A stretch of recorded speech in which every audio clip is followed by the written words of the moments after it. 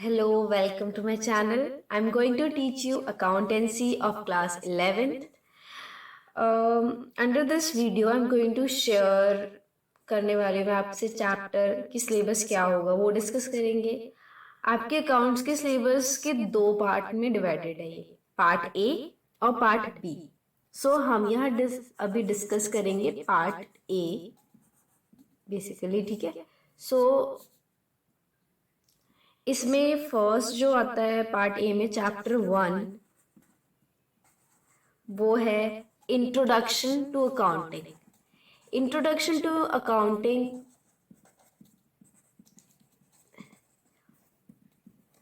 और chapter 2 is your theory base of accounting.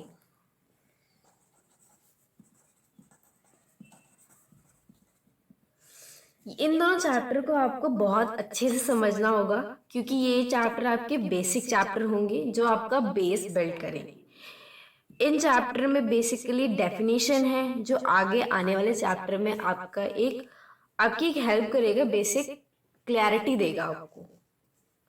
Now coming to chapter 3, recording of transaction 1,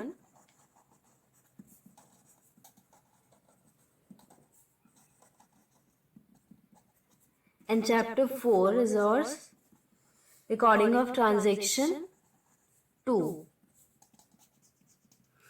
in chapter में आपको ये सिखाएंगे कि ट्रांजैक्शन को कैसे रिकॉर्ड किया जाता है, कोई भी ट्रांजैक्शन किस साइड आनी चाहिए, क्रेडिट साइड, किस साइड डेबिट साइड आनी चाहिए।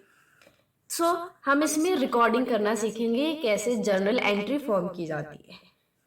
नेक्स्ट आपका आ जाता है chapter 5 which is bank reconciliation statement. ये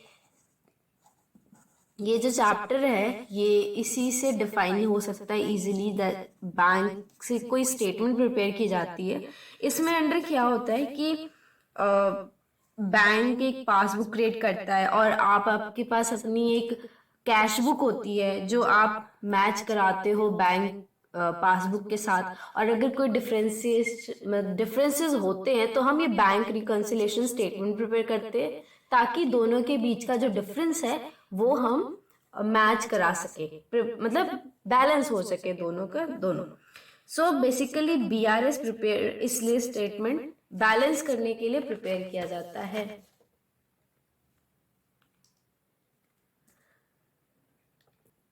now coming to next chapter, chapter 6 जो कि है हमारा trial balance and rectification of error.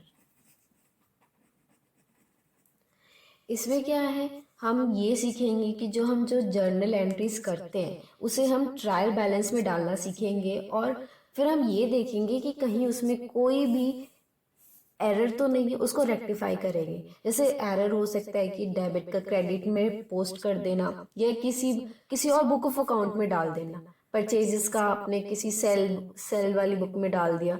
सो इसमें एरर आ सकते हैं, तो वही हम रेक्टिफाई करना सीखेंगे।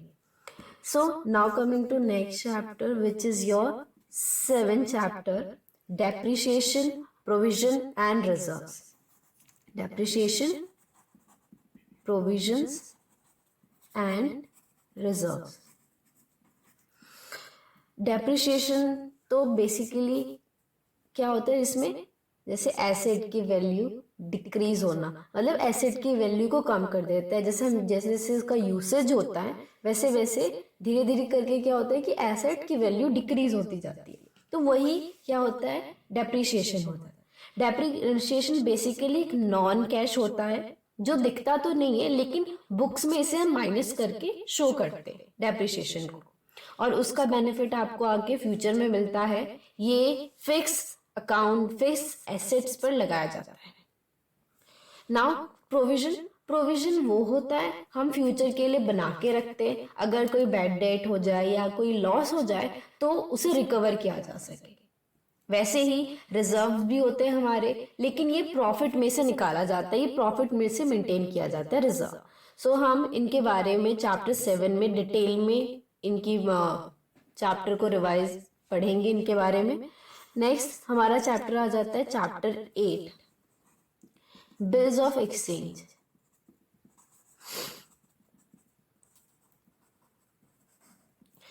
एक ऐसा एक्सचेंज जो परचेज या सेल करने में यूज होता है। बिल्स ऑफ एक्सचेंज बेसिकली एक आप बोल सकते हो पेपर के फॉर्म में होता है जो परचेज या सेल करने में एक मीडियम के तौर पे वर्क करता है। सो हम इसकी डिटेल डिस्कशन इस चैप्टर में करेंगे, chapter number 8। Now chapter 9, financial statement. ये ना चैप्टर 9 जो है ये हमारा पार्ट बी है, बेसिकली ये हमारा पार्ट बी है, फाइनेंशियल स्टेटमेंट 1। और चैप्टर जो 10 है ये भी सेम ही है, इसी की तरह है, फाइनेंशियल स्टेटमेंट 2। ये दोनों चैप्टर सिमिलर है, सिमिलर वे में ही है, ज़्यादा डिफरेंस इन दोनों में नहीं है। जब हम trial balance, profit and loss ये सब प्रिपेयर कर लेते हैं ना, इसके बाद हम इन स्टेटमेंट्स पर आते हैं। फाइनेंशियल स्टेटमेंट हम प्रिपेयर करते हैं with the help of trial balance और प्रॉफिट एंड लॉस अकाउंट। तो हम इनकी भी डिटेल डिस्कशन इन चैप्टर्स में करेंगे। एंड दीज फाइनेंशियल स्टेटमेंट हमारी ये हमें बेसिकली हमारी फाइनेंशियल पोजीशन बिजनेस की शो करते हैं। Now chapter 11, it's for accounts for incomplete records. इसमें क्या है, जो भी रिकॉर्ड इनकम्प्लीट है ना उसे हम क्या करेंगे, कंप्लीट करेंगे, उनके बारे में जानेंगे कि क्या इनकम्प्लीट वर्क उस रिकॉर्ड के अंदर रह गया है। सो ये भी थ्योरी पार्ट है, इसमें ज़्यादा प्रैक्टिकल नहीं है कुछ भी। सो ये जब हम पढ़ेंगे तब करेंगे। Now chapter 12 is about applications of computers in accounting. ये भी बेसिकली थ्योरी चैप्टर ही है, इसमें कोई प्रैक्टिकल नहीं है, आपको थ्योरी मिलेगी इसके अंदर। हम ये सीखते हैं कि जो हम मैनुअली जो वर्क अकाउंट्स रिकॉर्ड करते हैं उसे हम कंप्यूटर के फॉर्म में, कंप्यूटराइज फॉर्म में कैसे सीखेंगे, क्या क्या एप्लीकेशंस होते हैं उनको यूज करने के, उनका बेनिफिट और वो सब जानेंगे in chapter number 12। Last is our chapter 13 which is computerise accounting system. जैसे मैंने अभी आपको चैप्टर 12 में समझाया कि हम कंप्यूटराइज फॉर्म में सीखेंगे, जो मैनुअली जो वर्क हम रिकॉर्ड करते हैं वो मैनुअली नहीं होगा, कंप्यूटराइज फॉर्म सिस्टम होगा। सिंगल बेस सिस्टम आपका एप्लीकेशंस में भी आ जाता है। कंप्यूटराइज अकाउंटिंग सिस्टम में हम जब चैप्टर पढ़ेंगे जब डिटेल में, तब आपको मैं क्लियर करूंगी कि कंप्यूटराइज अकाउंटिंग सिस्टम बेसिकली कैसा होता है।